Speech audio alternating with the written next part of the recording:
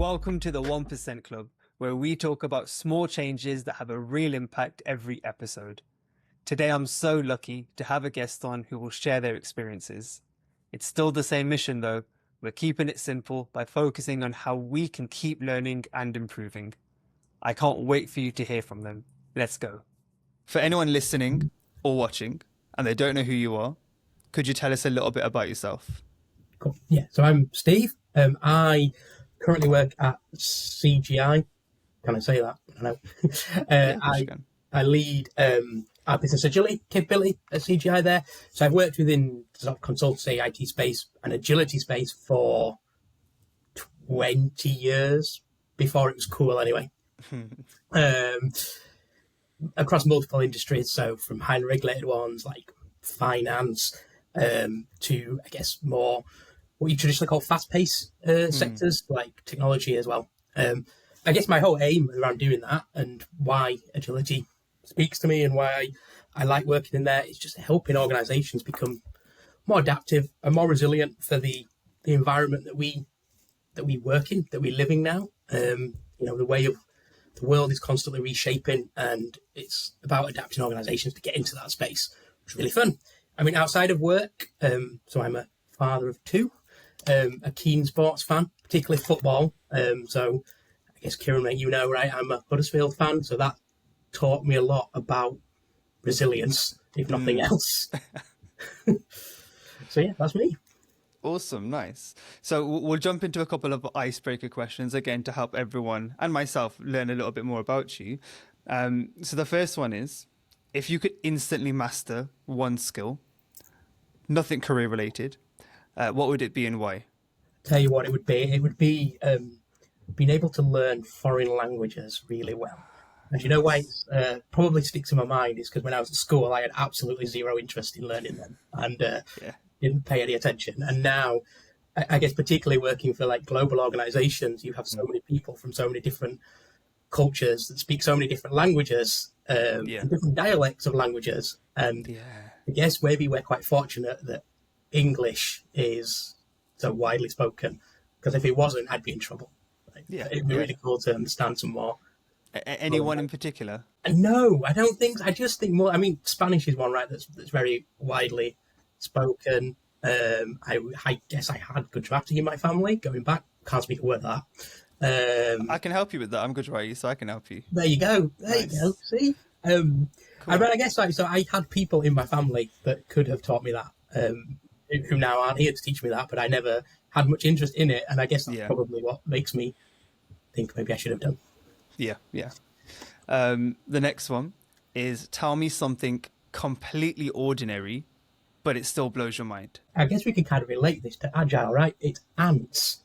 So you know those little annoying things. I don't mean the one that's with your uncle, right? I mean the little insects. If you go too near them, they bite you.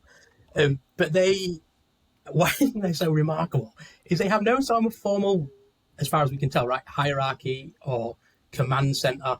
But they build entire ecosystems that they just kind of self-organize around themselves. Wow. And build these crazy things. And also they're really strong and look quite cool when they're carrying leaves around them.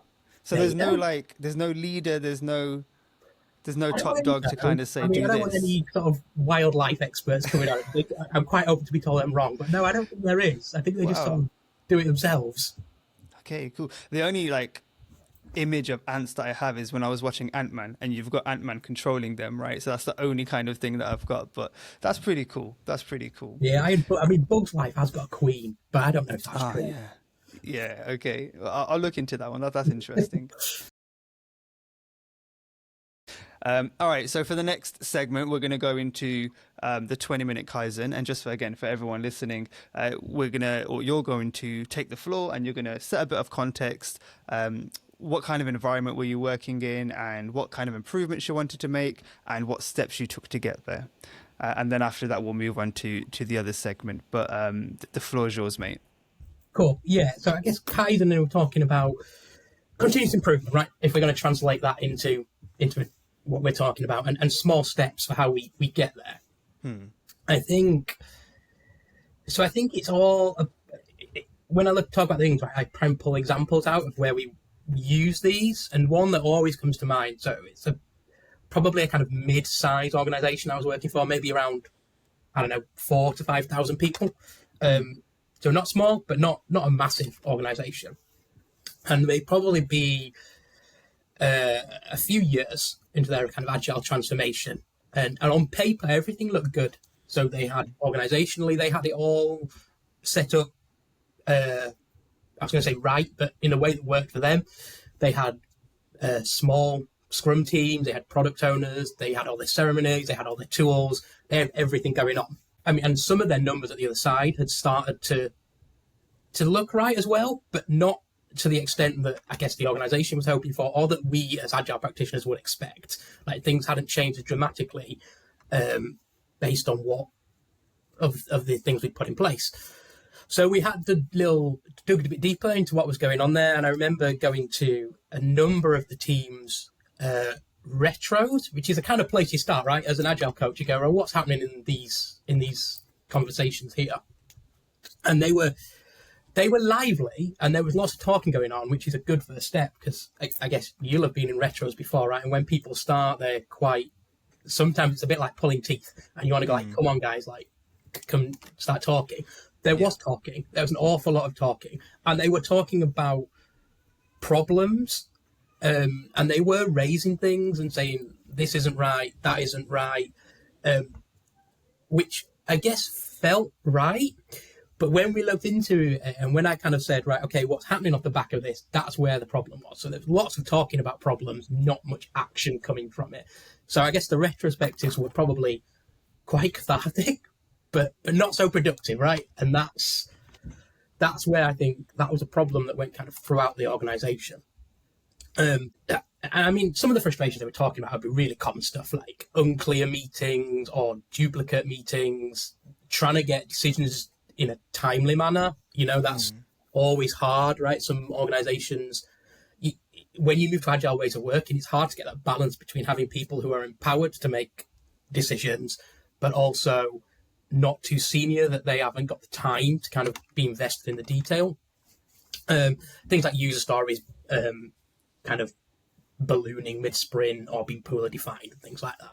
I mean, not massive problems, but I guess built up were kind of causing frustration among the teams and affecting the metrics going out the other side. So there was a will to improve with these guys. There was a really strong will to kind of get this right. So I think what we'd done previously was almost like this might sound really awful, like a transformation sprint or a practice sprint to kind of get teams working that way and show them how it should work. We went away from that because there was no point. You know, I'd already done that with them. They were already used to that way of working. And one of the things I introduced, and I guess this won't be news to people that have worked for Agile for a while, is the kind of next small experiment card.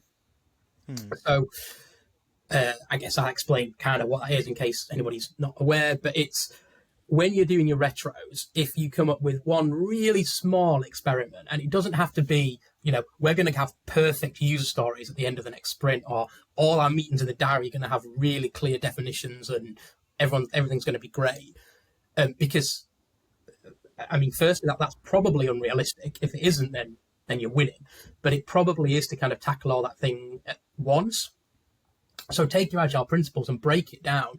And you can break it down into really, really small, almost tiny changes, right? So it can be, well, that one meeting, we're not sure what that does. So how about we half the time of it? I mean, it doesn't go on the diary. It just kind of reduces it down. And we had every single team within this, and there was probably about 25 to 30 teams across the organization, come up with a small experiment that they were going to do each. And I think it had a real cumulative effect where they all did it at once, and they all kind of did these really small experiments. And it took a while, right? Because sometimes you'd go back to the retro and they'd go, well, big deal. We changed an hour meeting to half an hour, and that's okay, right? That's kind of what I wanted to happen, for teams to go, oh, big deal. We didn't really notice that difference. But if you come back to us in 4 or 5 sprints and you add all these things together, all of a sudden you feel like you've not actually put much effort into changing this, and there's nothing that's kind of been a shock to the system. But cumulatively, you've got quite a big difference there that's helped. And I think it's that 1% that kind of makes that huge difference to it.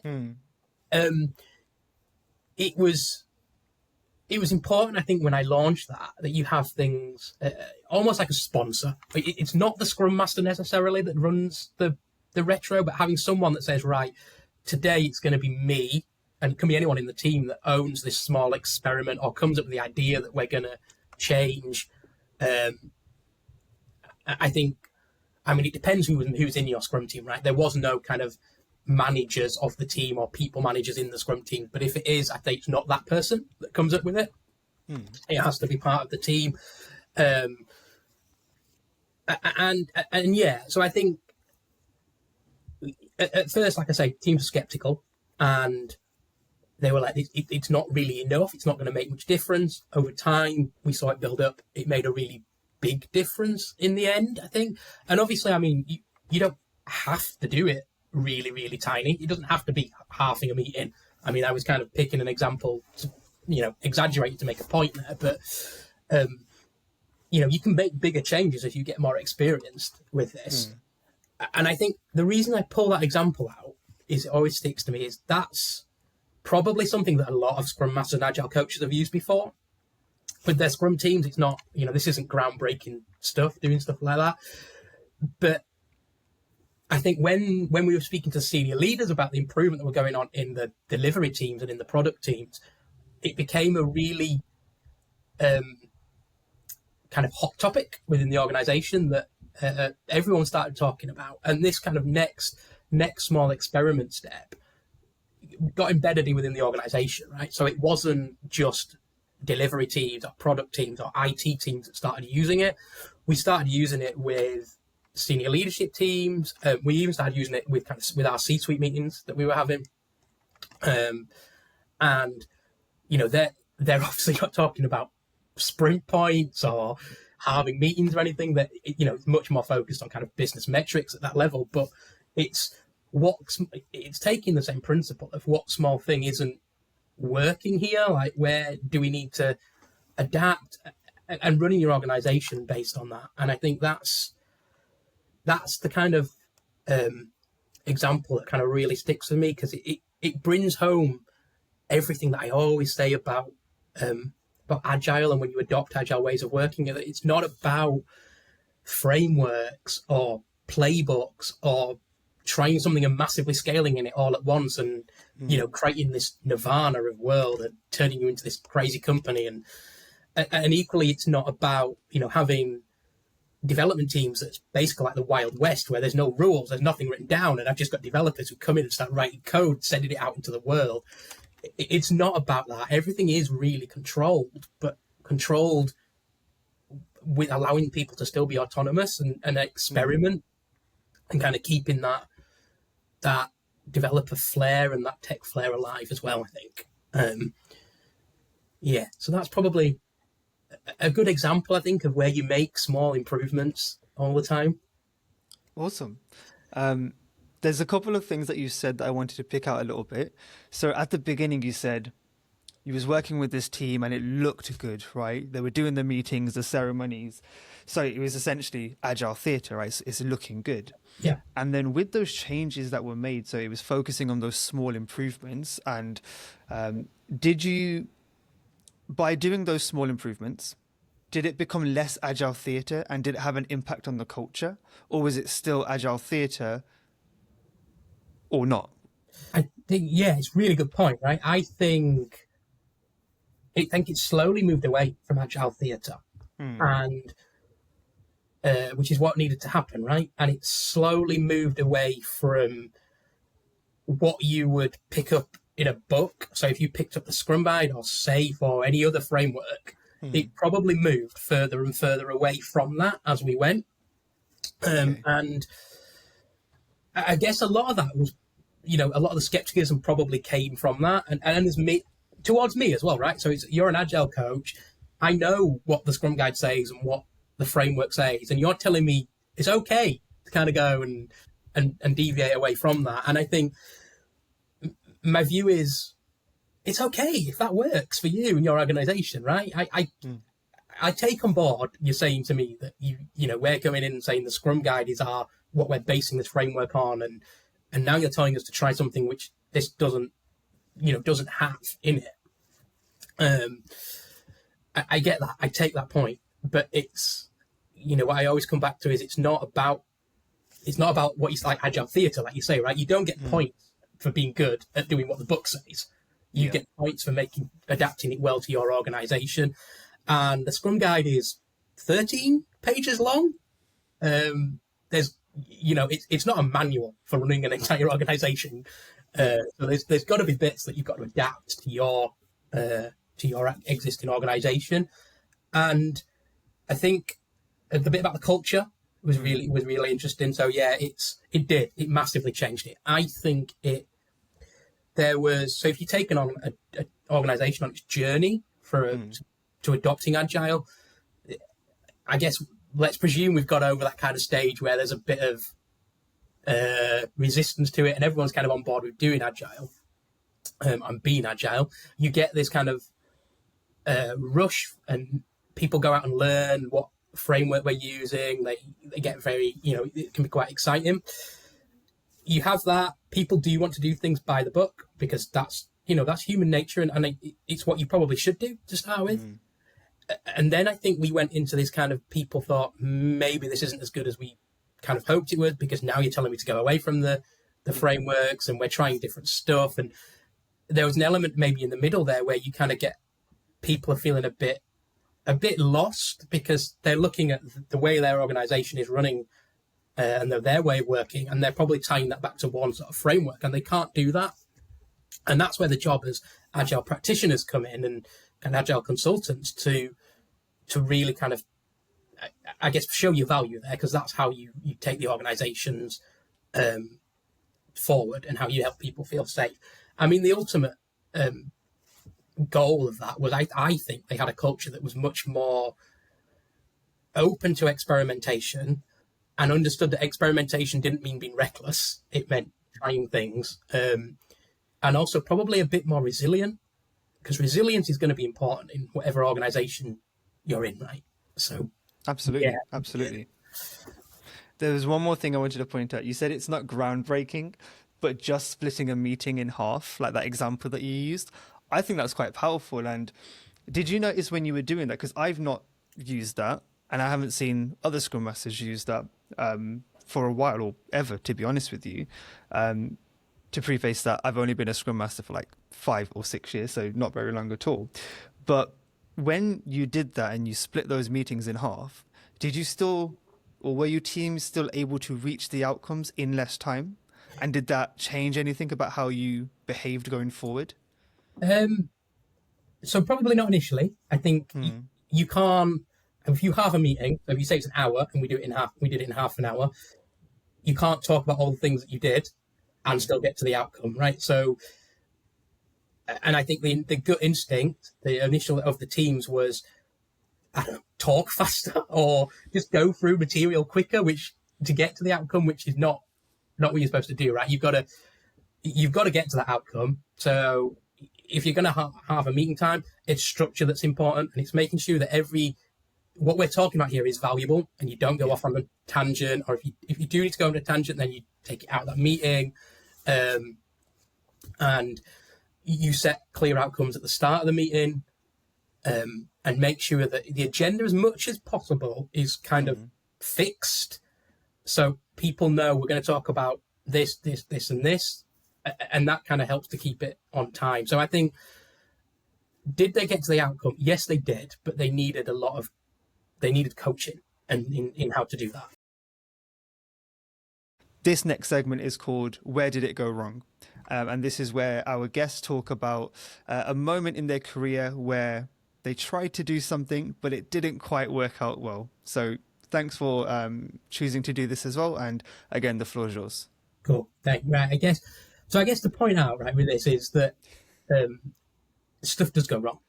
Stuff goes wrong all the time, and it will keep going wrong. I mean, I often, if I ever do talks around leadership or that sort of journey, I use things where it went wrong in there, because it's important for people that are kind of trying to follow whether it's a leadership journey, whether it's an agile journey, or any sort of journey to try and achieve an outcome that they've not done before, to understand that it isn't a perfect path, and stuff will happen along this journey, and that's going to knock you, and stuff's going to go wrong.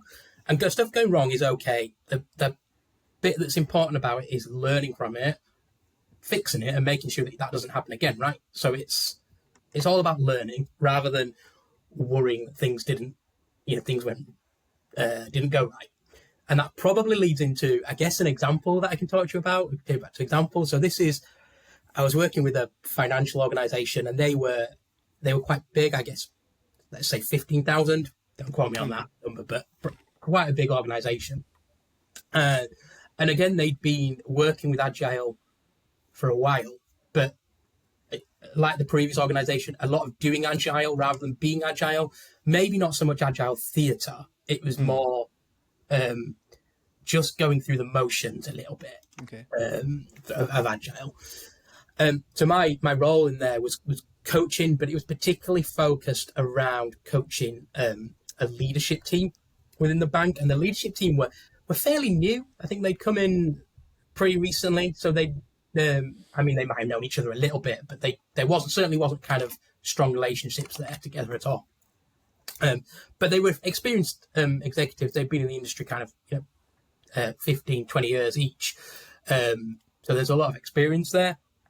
And I guess these guys that had probably worked through a time when Agile wasn't a thing, or was certainly very early, were now being asked to sort of embrace autonomy and agility, particularly in an industry that didn't do that, right? That was uncomfortable. And again, we mentioned it before, but it's also very highly regulated. And that's a lot where that fear comes from. Because if you're, they take the word autonomy, and if you're cynical, and, I can be cynical sometimes, that could mean people just do what they want. And if you have got a lot of pressure from, from regulators, if things go wrong in an organization, that's quite frightening, that kind of concept. So it's all about, there was a lot of coaching that I had to do around making them understand that autonomy isn't just letting people do what they want.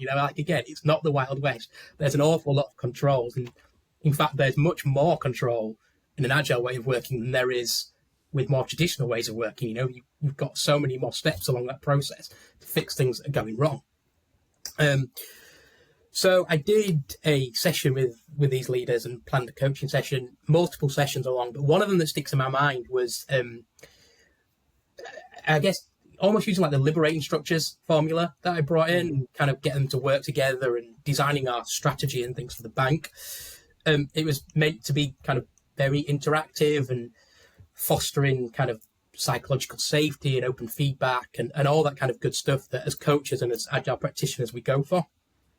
And I think even now, if I look at the structure of that workshop, it was set up well. Even if I say that myself, I think it was all done right. The outcomes were sought out, the layout was good, the room was good, and it should have gone well. Now, why I think that it didn't go well, there was a lot of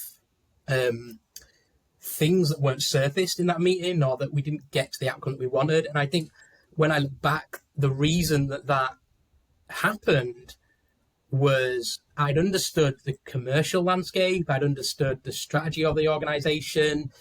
What I hadn't quite grasped was the sort of emotional landscape. So you've got a team of very new leaders. They've obviously got their own priorities within the organization. They've got their own roles, their own focus. And I think the reason I mentioned they're new is this was probably heightened, and they were like very focused on their own areas. And the group didn't trust each other yet, right? Because they didn't know each other. So they didn't trust each other, and they certainly probably didn't trust me at that time, which meant it was really hard to go into some of the things that we were going to go into, and some of the topics that we were going to talk to, because that relational capital I don't know if that's a phrase or if I just made that up, didn't exist. And the result of that is you end up kind of blocking the agility in the team, and people kind of go into their shell a bit because nobody wants to feel exposed. Nobody wants to feel, I don't like this, I don't know what's going on. People kind of go and go, oh, maybe I don't want to go into too much detail about things that might be wrong in my area, or whatever it is. People kind of go into their shell and clam up when they don't feel safe, or they feel ambushed, I guess, in front of their peers, which is, I mean, I don't think it was extreme as in people feeling ambushed, but it's that kind of feeling that was going on. And what I take from that session and that learning that didn't go right is psychological safety is what we talk about a lot. Can't be built in a session. So you can't go into if you or I may went into a talk to a scrum team now that we'd never met before, or it's our first day working with a new client, and when set the boundaries, say don't worry, it's a safe space, etc. Nothing goes out this route. I mean, you can say those words, but they won't land. It won't. People won't go, all right, you said that, so that's fine now. It has to be sort of earned and built up piece by piece. You can't facilitate your way to creating psychological safety. It just has to be earned, and time's really the only thing that can do that. And I think that's a real kind of key learning that I took from that, because I think I would say it set us back, definitely, doing that workshop and it not going well, because if people go into their shell, people go further into their shells, you've got to do more work to bring them out of it. I mean, we got there, right? But it takes time, and psychological safety isn't something that you can just say you've got and it happens. You've got to build it up. Yeah. So there's some really interesting points. Again, I'll only dig out one or two. I think the first one, you hit upon it. You said they understood the kind of the context, the domain, but what you didn't understand was the kind of emotional landscape. How long were you part of that team for? It was a new leadership team, but how long were you there, and how long were you exposed to them before you did this workshop? Not very long. I'd say sort of 2 or 3 weeks. Okay.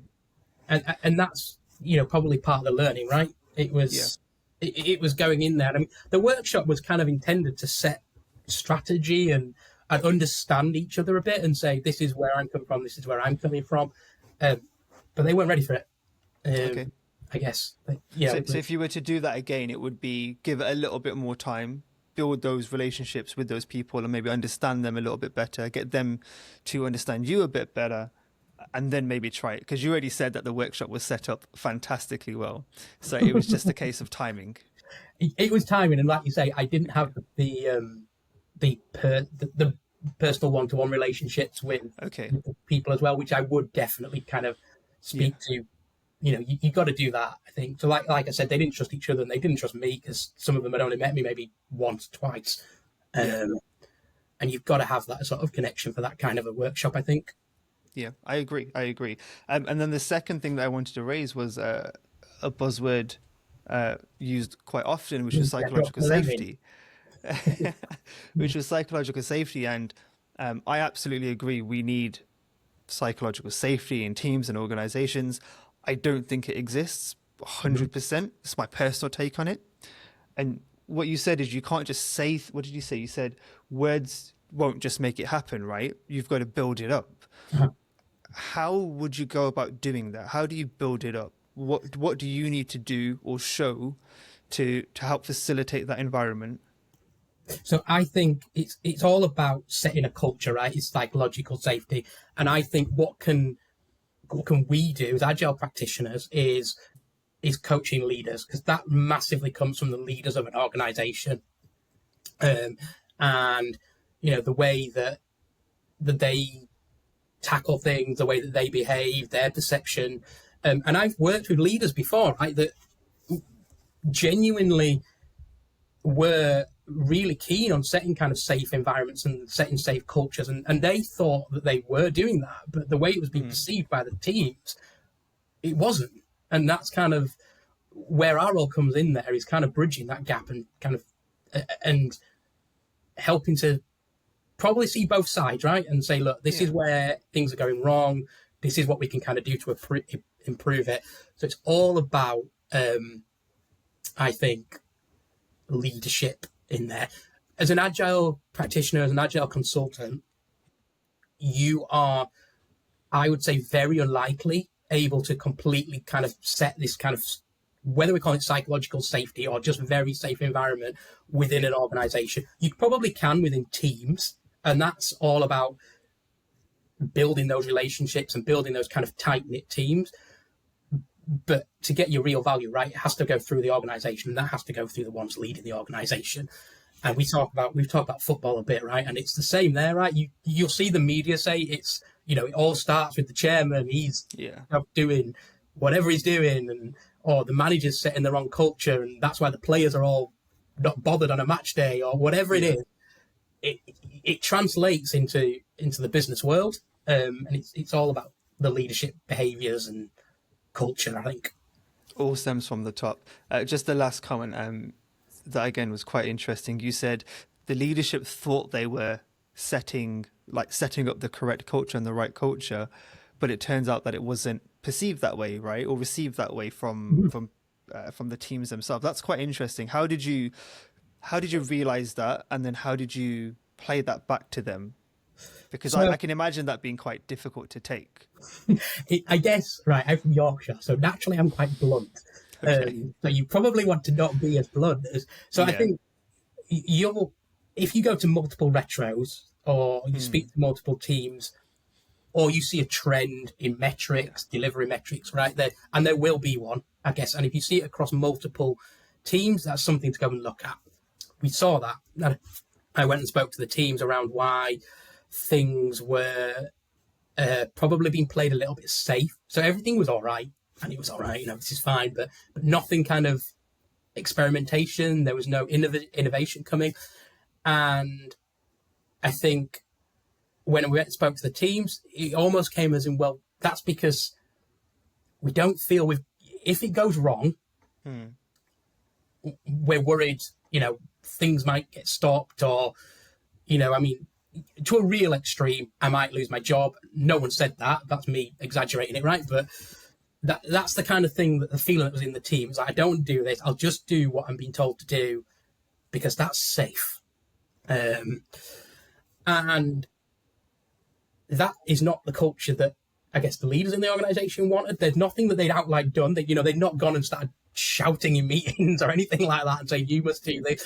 It was just, I think, leaders that were potentially under pressure to deliver things that had then kind of flown out into the teams, or just the processes in the organization that were in place that made teams feel, all right, this is what we do. We have to do it this way. The leaders say we set this process is in place because of this. The leader of the organization were perfectly open to someone going to them and saying, this doesn't work, right? We're not getting any innovation. But the teams didn't realize that, and they weren't doing that. And I think there's just a communication gap there, right? And that's not, I guess, a place where when I say the leaders of an organization, it's not the team's sort of direct line manager. You're probably talking 5-6 levels between them. And that's where things sort of get lost, because it's not quite Chinese whispers, but as things move around the organization, the messages get lost. Of course. And that's the thing that I always bring to kind of senior leaders. It's go and make sure that you talk to your teams. I'm going to lose the ways. Is it going Gemba, floor factory walk that we use? Go to the Gemba, yeah. Yeah, it's go out there and talk to people and be visible and all that kind of good stuff. Cool. Nice. All right, wicked. I guess the outro. Do you have any questions and anything you want to plug or share or promote? So I guess, do I have any questions, mate? No, this has been really good. It's been good to kind of talk through this stuff. I think what I would always say, and I leave this, is kind of Kaizen, continuous improvement, all the kind of good stuff don't sit there and wait for permission to do it. Yeah. Don't be reckless. Don't break your organization, but also don't wait for permission to do it. Just kind of go and do it. It doesn't need a framework. It doesn't need funding. just try something, and it might sometimes it'll work, sometimes it won't. I mean, if anybody wants to continue a chat, anybody wants to reach out to me, then I am on LinkedIn, and I'm always happy to chat about agile, business, football, if you really want to know, because I could go on for hours about that. But yeah, anything at all.